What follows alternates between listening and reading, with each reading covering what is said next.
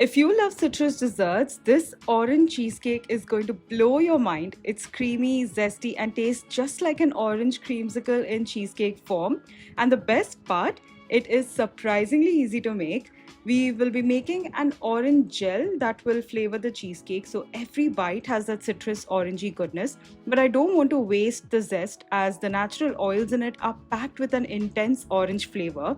So I'll first add the zest into castor sugar that will be needed for the cheesecake batter. So take the zest out and keep it aside. Then I'll cut into the orange and get the juice. I got about 70 grams of juice from one large orange. I like to pass the juice through a strainer to ensure that it catches the seeds. Then I'll transfer this orange juice to a saucepan and add some corn flour or cornstarch into it with the heat still off. You want to ensure that the cornstarch is well mixed into the orange juice and doesn't have any lumps, and always keep the heat off when you're doing this. Once that looks like a homogeneous mix, we'll then add in castor sugar and mix a little until all the ingredients are well combined. I'll then turn the heat on medium and start stirring it constantly. Once this mix comes to a boil, you'll turn the heat down to low and then continue to cook this for 3 to 4 minutes till it thickens. This is also approximately how much time it takes for the raw flavor of the corn flour to be eliminated, so your gel tastes really citrusy and doesn't have a powdery aftertaste.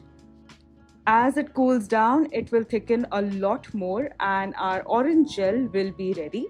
This is an excellent way to add a juicy burst of orange flavor into your cheesecake without compromising on the creamy melt in your mouth texture. Once it is ready, transfer to another container and then refrigerate. You want this to be at room temperature when you are using it in your cheesecake. This is the most important element of our cheesecake. Now let's work on the crust. Preheat your oven to 180 degrees Celsius or 350 degrees Fahrenheit. In a bowl, take some crushed digestive cookies and add melted butter. I don't like to sweeten the crust here as I find that it helps balance the sweetness from the cheesecake really well. Mix well to ensure that the crumbs are well hydrated with the butter and the mix should start to look like wet sand. Pour all of this into a 6-inch loose bottom cake tin that's greased really well and the base is lined with parchment paper. Spread it evenly and use the spatula to firmly and tightly press the crumbs on the base. Then you will bake this in the oven at 180 degrees Celsius for 7 to 8 minutes or till it starts to smell really nice and toasty. You'll then take it out of the oven and then lower the temperature of the oven to 120 degrees Celsius or 250 degrees Fahrenheit. And now we will work on our cheesecake batter. Take the castor sugar that has the orange zest in it and start massaging the zest into the sugar crystals. This helps release the natural oils from the zest and adds a double punch of orange flavor. Look at the color of that sugar. It smells and tastes absolutely magical. Into this now you will add some cream cheese which is at room temperature, and with your electric mixer on a medium speed, mix this for a minute and then you'll stop your beaters. You'll scrape down the sides and the bottom of the bowl and then mix again for another minute. This helps the sugar crystals dissolve and you'll start to notice that the cream cheese mix looks velvety, glossy and very smooth and creamy. Now add in this lush cooled orange gel that we made earlier and mix again on a medium speed for just about 10 to 15 seconds until it's well integrated. You don't want to incorporate air at any stage of making this cream cheese batter or this cheesecake batter. You just want to mix until everything is well combined. And you also want to ensure that you're scraping down the sides and the bottom of the bowl several times just to be 100% sure that all ingredients are combining really well together. Add in the cream and then also add in some sweetened condensed milk. Make sure you're scraping the bowl really well to get all of those cream and condensed milk bits into the cheesecake mix. And then you will mix it on a medium speed for about 15 to 20 seconds until incorporated.